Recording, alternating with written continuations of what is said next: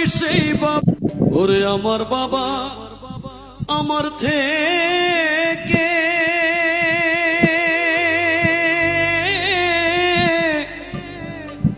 মাত্র 2 হাত দূরে থাকে রে,